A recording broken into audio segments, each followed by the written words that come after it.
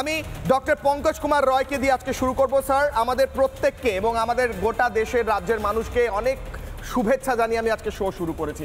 আজকে আমাদের একটি আনন্দের দিন, গর্বের দিন। এর আগেই হয়েছে, আজকে ঘোষণা হলো অফিসিয়ালি আমরা 4 নম্বর ইকোনমি অর্থনীতি, 2.5 বছরে আমরা 3 নম্বর হব এবং তারপর উত্থান লেগে থাকবে। এর মধ্যে দাঁড়িয়ে যারা, আমি রাজনীতিতে যাচ্ছি না, তাও বলছি দেশের ভেতরে বাইরে কেউ কেউ এর বিরুদ্ধে গিয়ে যারা কথা বলে তাদের মুখে তো ছাই পড়লো। স্যার আজ বলুন। প্রথমত 1995 সালে আমরা প্রথম ট্রিলিয়নিয়ার হাবে ঢুকি, যখন 10ম অর্থনৈতিক দেশ হিসাবে। 2014 সালে আমাদের সেই 1 ট্রিলিয়নটা $2 ট্রিলিয়ন দাঁড়ায় এবং 2014 থেকে 2025-এর মধ্যে আমরা $4.3 ট্রিলিয়ন ইকোনমিতে আমরা পৌঁছে যাই এবং আমরা 4র্থ স্থানে উঠি। আমেরিকা, চীন এবং জার্মানির পরে আমাদের স্থান, জাপানের ওপরে আমাদের স্থান হয়েছে। আবার অন্যদিকে যদি আমরা পাওয়ার ইন্ডেক্স বলি, তাহলে আমেরিকা প্রথম, চায়না দ্বিতীয়, রাশিয়া তৃতীয়, 4র্থ ভারত।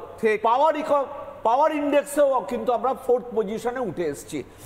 আমরা যদি দেখি যে পারচেজিং পাওয়ার, সেটাও যদি পার ক্যাপিটা ইনকাম ওপরের 1%, তাদের যে পারচেজিং পাওয়ারটা 53 লক্ষ টাকার 13.5 লক্ষ টাকা পৌঁছেছে।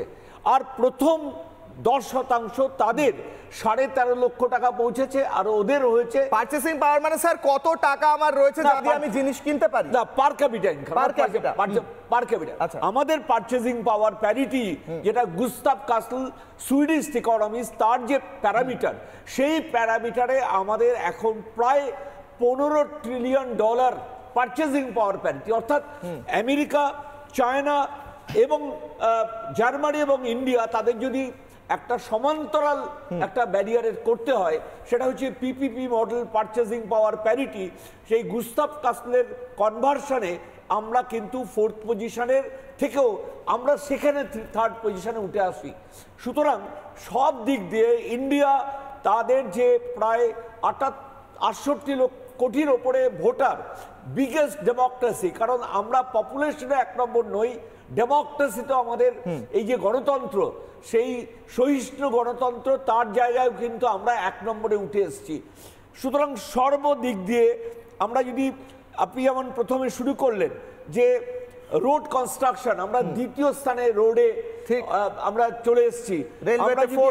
হ্যাঁ, আমরা যদি এশিয়ার লার্জেস্ট ইকোনমি বলি, তার পাওয়ারে আমরা এসছি। সুতরাং আমাদের পাশে, মানে আমাদের পূর্ব প্রান্তে কখনো কখনো মানে হুঙ্কার ওঠে যে 7 সিস্টার দখল করব। সিস্টার নয়, আমরা ব্রাদারকে নিয়ে নিতে পারি। যারা সিস্টার দখল করার কথা ভাবে, তারা মূর্খের স্বর্গে বাস করে। ভারতবর্ষ এমন একটা দেশ, আমরা সেই সময় যখন আমি এই আলোচনা করছি, যে একসময় অশোক সারা পৃথিবীতে বার্তা পাঠিয়েছিলেন শ্রীলঙ্কায়, তার মহেন্দ্র ছেলে এবং মেয়ে সঙ্ঘমিত্রাকে পাঠিয়েছিলেন।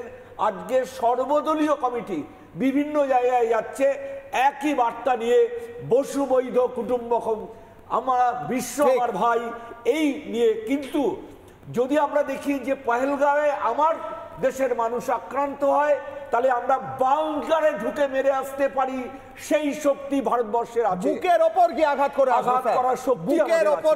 করার শক্তি আছে। নানা ধরনের কন্টেন্ট দেখার জন্য লাইক করুন, শেয়ার করুন আমাদের ফেসবুক পেজ, সাবস্ক্রাইব করুন আমাদের ইউটিউব চ্যানেল। পাশাপাশি অন্যান্য ব্রেকিং নিউজের জন্য অবশ্যই চোখ রাখুন রিপাবলিক বাংলায়।